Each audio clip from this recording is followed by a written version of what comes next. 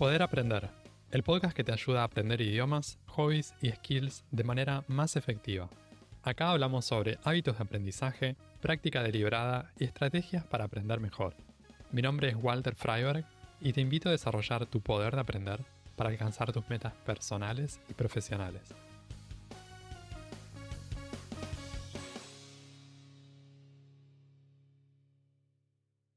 Today, I'm having a conversation with Victoria Mensch, PhD, MBA, and a Silicon Valley leadership strategist and executive coach who helps high-achieving leaders thrive in an era of AI-driven disruption. With over 25 years of experience in tech, she brings a rare blend of behavioral science and business acumen to the table. As the founder of the Silicon Valley Executive Academy, Victoria equips executives and teams to scale sustainably, without burnout, without breakdowns, or sacrificing what matters most to them. In today's conversation, we'll explore what it takes to grow under pressure, how to build resilient leadership from the inside out, and why the future of work starts with how we learn, how we adapt, and how we lead ourselves. Welcome, Victoria, to Poder Aprender.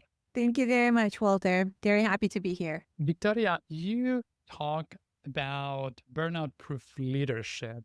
And when we speak about habits or mindset shifts, what are the most helpful things that you work with? What are the most your preferred practices when working with leaders around these issues? There are several. It's really hard to pinpoint just one. When leaders come to us, to the academy, when we talk to them, there are a variety of different topics that we usually cover. When we talk about leadership, I really like to talk about self-leadership, right? So before you can lead other people, it really makes sense to master the art of self-leadership. So when we're talking about burnout-proof strategies, that's really that connection with the leadership, with how you manage your teams, how you manage your companies, how you manage your business, how you manage yourself. What's important is that more often than not, especially for entrepreneurs and founders and high-achieving leaders, we all know that we are under stress, right? And that stress often comes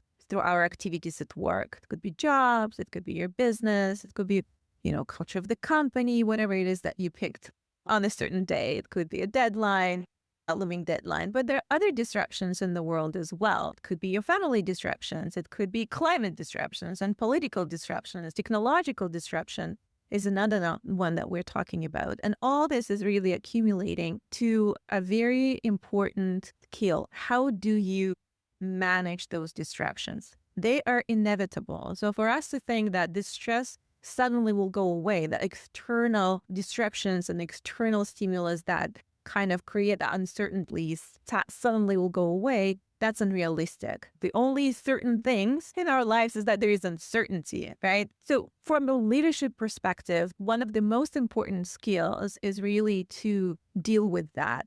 How is it that you can sustain a disruption? And in that angle, one of the most important skills is constant adaptation and learning. Constant adaptation and learning. Hence the topic of your podcast. I think it's very important. It's very timely because that's one of the most important ways for us to deal with disruptions, to sustain and get out of all of this burnout proof. Can you share more about when people are developing internal clarity? There's a learning involved. And what's the role of reflection there? All of the skills that we're talking about in our academy, what I am talking about, they're all learned skills. And I think the important part of it is really to understand that you are not at the mercy of those external circumstances. You actually can be at the steering wheel of this. So there is a lot of power. There is a lot of control that we have over our behavior. Maybe I don't have that much control over the climate, whether it's raining outside, whether there are wildfires somewhere in the world.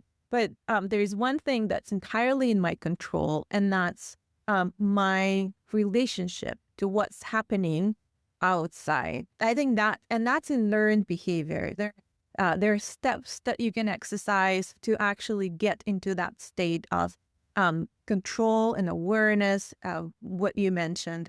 And that really comes through learning, through intentional learning. Beautiful. And in learning, I know that there's growth, and sometimes we hit a plateau. And I see this with language learners all the time, and with the skill builders. They want to get better, and they're very passionate about improving and learning more and increasing their skills. And at the same time, they hit that barrier. It's like they cannot go further than that. And I wonder, based on your experience coaching executives, senior executives, what do they do differently when those, especially those who are able to keep growing versus those who plateau when it comes to learning? Well, one of the big insights for me on my journey was that it's not just result that matters. And I think that's a greatest myth that we have out there, that it's only for the results. So once I achieve that result, I'll be happy. Once I get to that next milestone, I'll be happy. And what we know from science now, from the research, from the psychology research, from the sociological research, is that satisfaction, that feeling of satisfaction, actually, when you reach a certain milestone, that feeling of satisfaction is very short-lived, right? In order for you to maintain that motivation and that satisfaction level, you really need to learn to enjoy the journey. So it's not that now you're going to be at the next level of your Spanish learning journey, for example, of your Spanish learning process. So you actually, in order to sustain this effort, it does matter that you see that progression, that you go from level 1, 2, 3 to advanced level, right? But also, how do you actually enjoy the process itself of learning? And the same with the leadership. It's not just that you're going to hit that next milestone, you're going to develop that next big project, that you're going to reach that next level of revenue. How you get there, and really being aware and reflecting on that process of getting there, that's actually what's going to give you that sustainable level of motivation and satisfaction and happiness in that sense. That sounds great. And I resonate with that. And I can see that's what sets people or what tends to make a difference in between those who are continue learning and those who maybe give up, or they say, okay, this is all I can do. They're making it fun and they're having a good time and it's not boring, or is that they have other reasons they make it enjoyable. And that's what sometimes opens it up for new strategies or new paths, new ways. And that's so wonderful. Thank you for reminding us of the importance of that. And Victoria, you have experience working in Silicon Valley. Actually, you've worked for over 2 decades there. Right.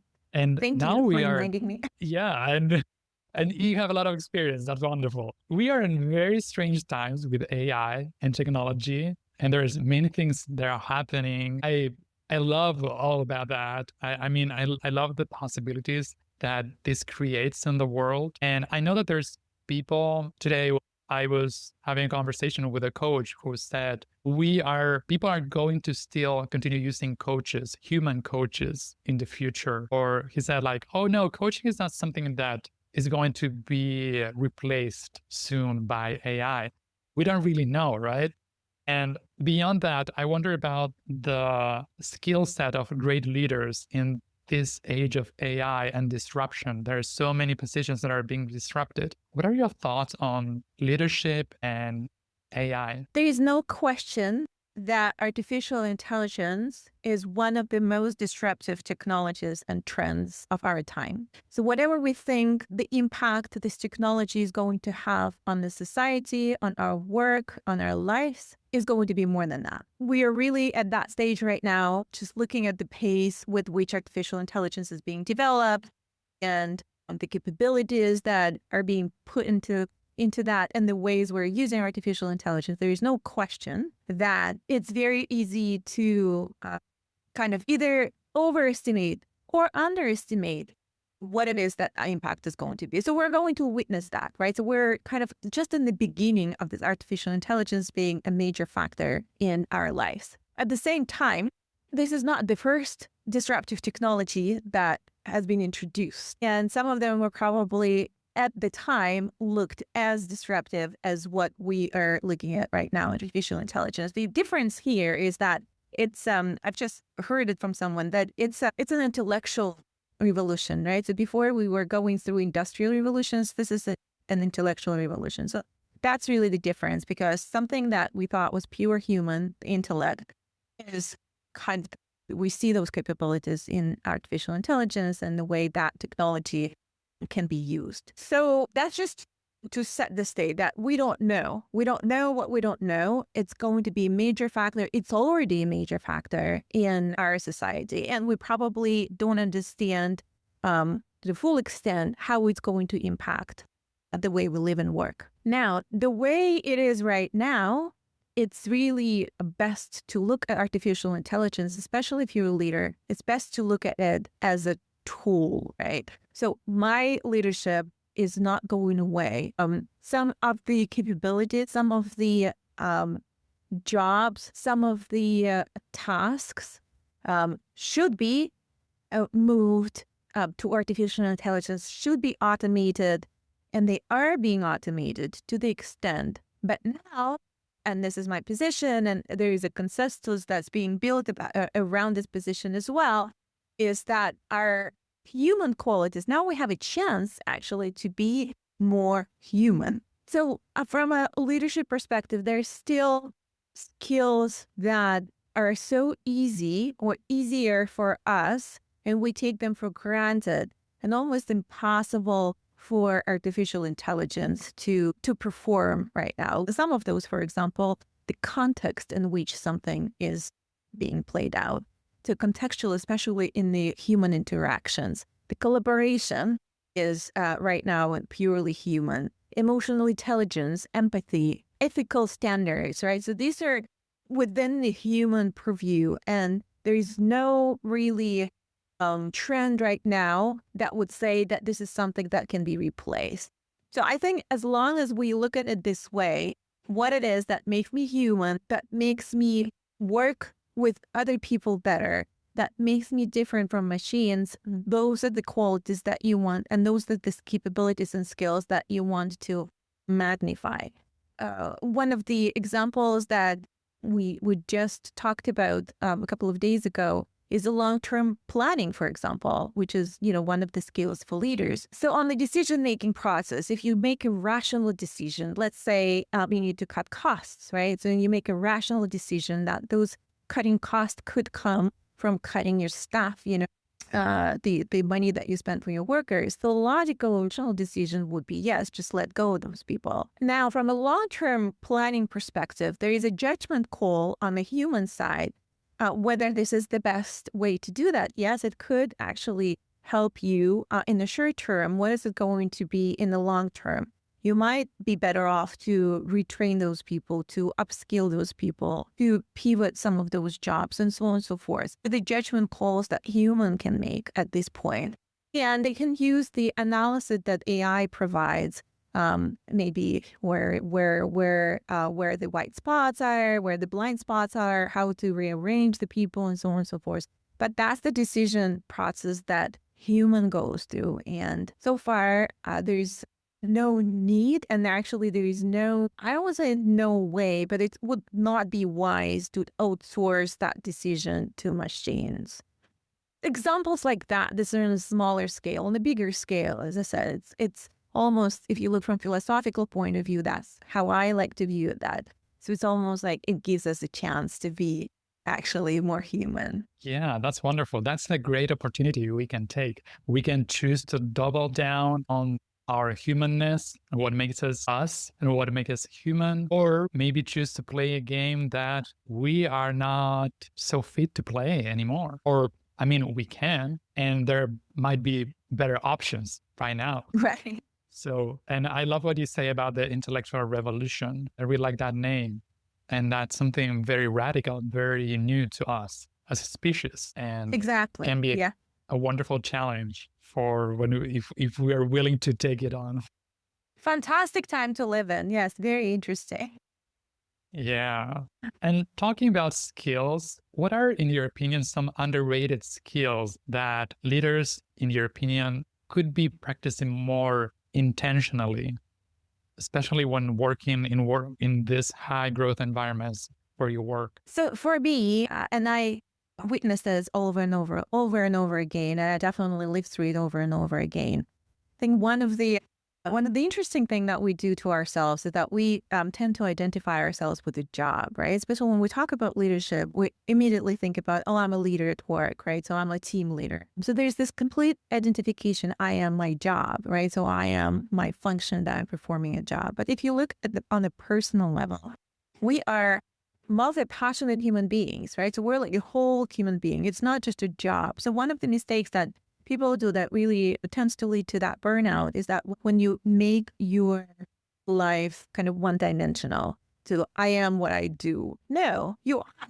who you are. I am who I am, right? And you explore other parts of your life that equally important, the equal contributors into your experience of a fulfillment in life, of kind of flourishing in life.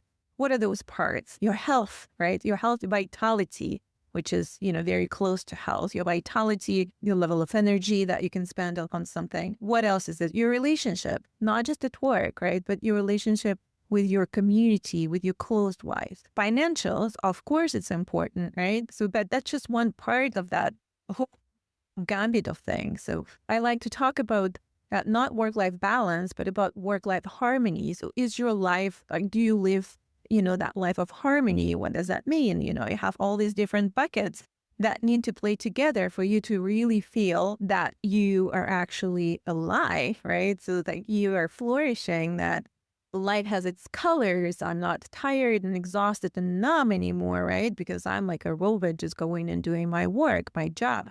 No, so you are that whole human being. And for some people, it's more important at this level of their life, at this stage of their life, to spend more energy for work, right? And for some people, you want to stay back and say what it is that makes me happy. And work is just one element of that. What about all other elements? And maybe I should, look at them and work on them.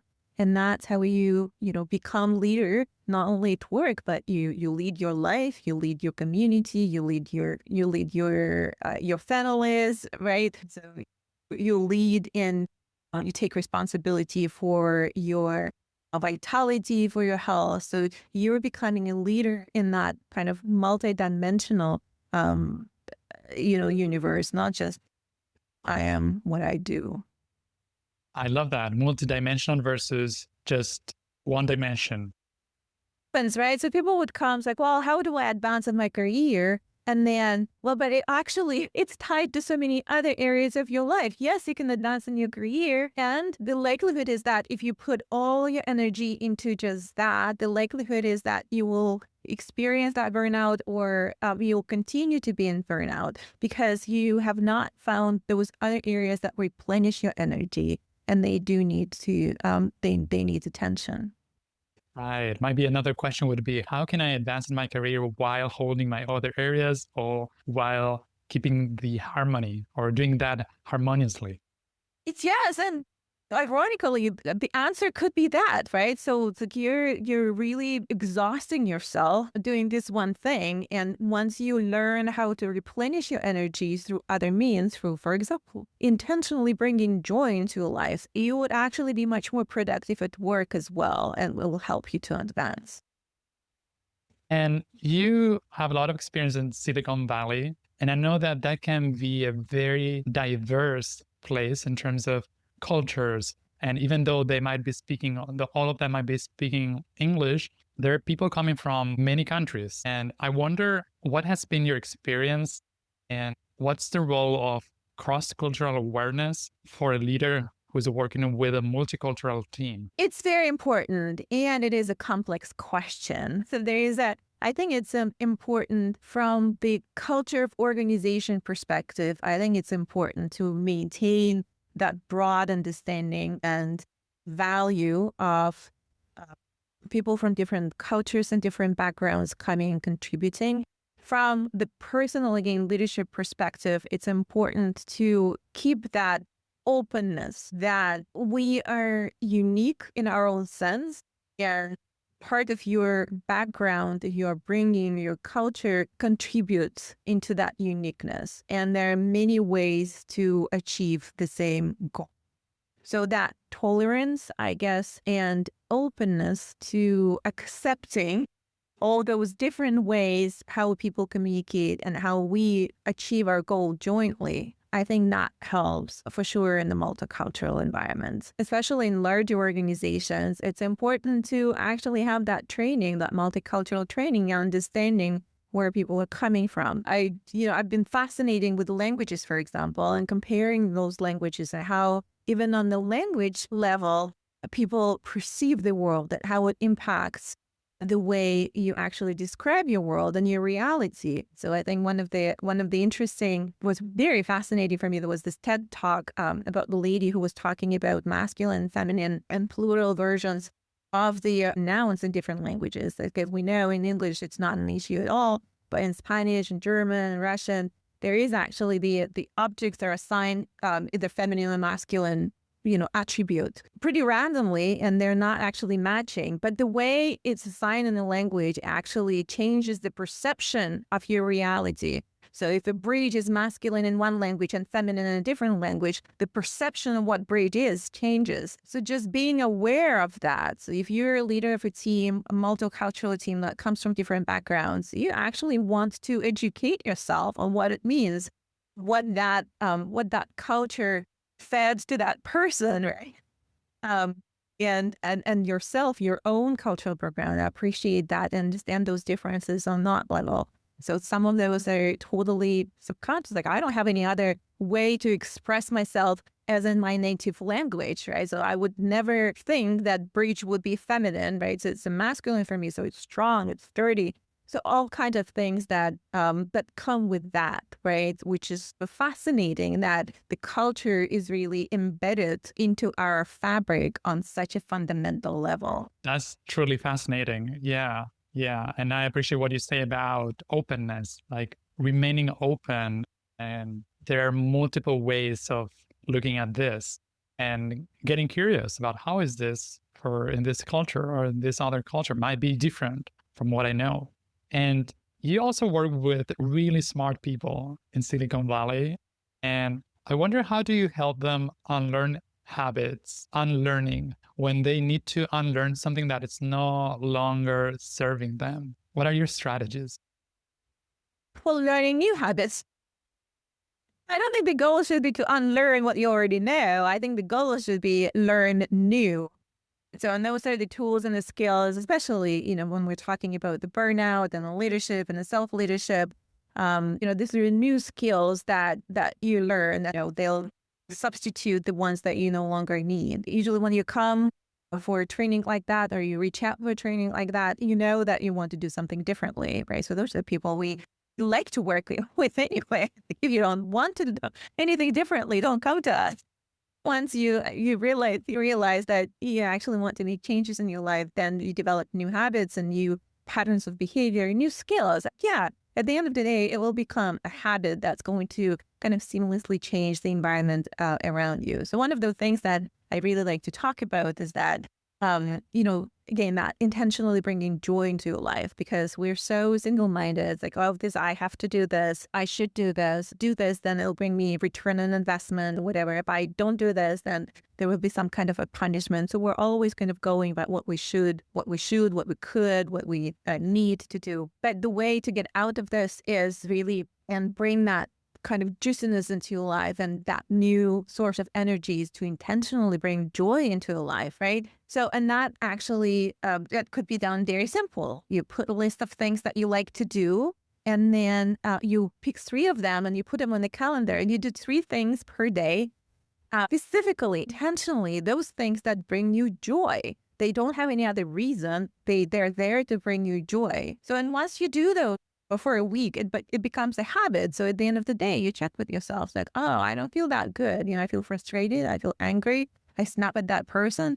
Did I do my 3 things? Did I bring joy into my life today? And say, oh, no, I didn't. So it's not because somebody crossed me or somebody said something bad to me. It's because I did not replenish my energy, right? So I actually did not take care of myself today. And the other part of that's like, okay, well, I did take care of myself. So I have all this energy, I'm happy, and I'm willing to share that with people around me. So lo and behold, you're actually happy and people around you are happy. And that's how you create the reality for yourself. Yeah, when people experience that and they give that a try, then they connect the dots and they can see for themselves. Yeah. So speaking of habits, right? So that kind of becomes a new habit instead of, and then you start noticing things you like before you notice things you don't like. So that's another beautiful habit. Yeah, shift your attention, right? Yeah. And I know that you have programs in your academy and that you also structure the learning experiences in a specific way. It's not just information, you go for transformation. And tell us more, how do you design those experiences and what happens that leads to transformation? Well, in our academy, actually, one of the big elements that we offer is what I call immersion in Silicon Valley. So it's not me necessarily teaching you and coaching you, but it's actually the resources of Silicon Valley, other leaders in Silicon Valley who went through the same journey, other people and experts in Silicon Valley who are building the products and kind of changing the world and creating the next generation of technologies. So we build into our programs those elements. So you don't learn just from me and my team. You actually learn from a much bigger pool of expertise and experience. It's more like of a collective wisdom and experience from Exactly. more people like them. Great. Talking about mistakes, when you see leaders that they are putting together, they are building a high-performing team, what are some of the practices that can, or I would put it in a different way, what would be one of the typical mistakes you see in such people when they are putting together, building a high-performing team? One of the mistakes of inexperienced leaders is to feel insecure about those who know more than you do. It's kind of natural to feel this way, especially if you're younger, if you have less experience.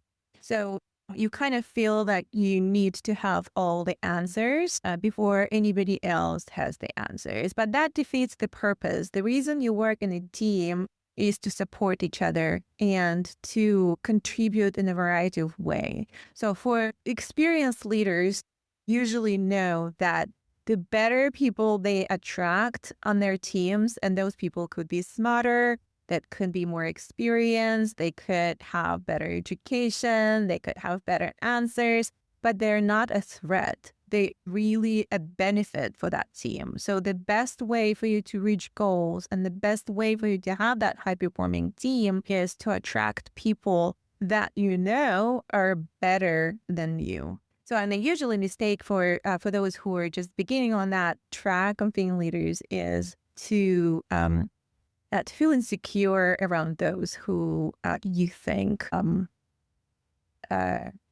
think maybe, smarter, more experienced, have better answers, better solutions, and so on and so forth. Does that make sense? That's very helpful. Yeah, that's helpful. Yeah, for sure. Thank you. And if someone who's listening to the podcast right now, they want to start leading in a more effective manner from now on, what's a learnable behavior they can start practicing right away in order to be better prepared? Well, as I mentioned, I do believe strongly that leadership starts with self-leadership. So your title at work is just that. It's your place in the power structure. But your impact and influence is based on your personal abilities as a leader and on your self-leadership skills. So in that perspective, you can't be a leader without that, specific title that somebody assigns to you.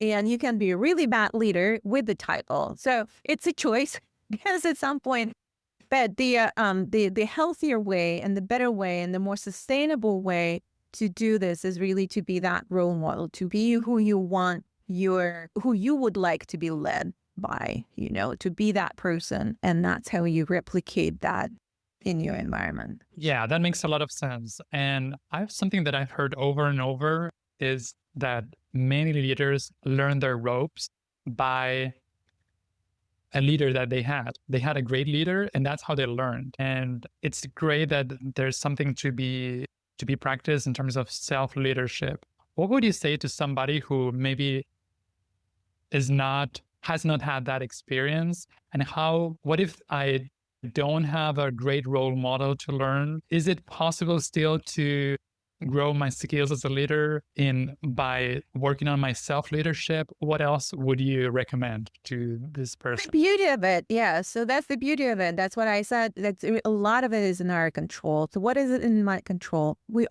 Most of us had bad managers. Without naming names, I'm sure, most people at some point in life worked for someone that they did not like, right? So maybe did not respect, maybe those people that they thought respect them. So there's not much you can control there.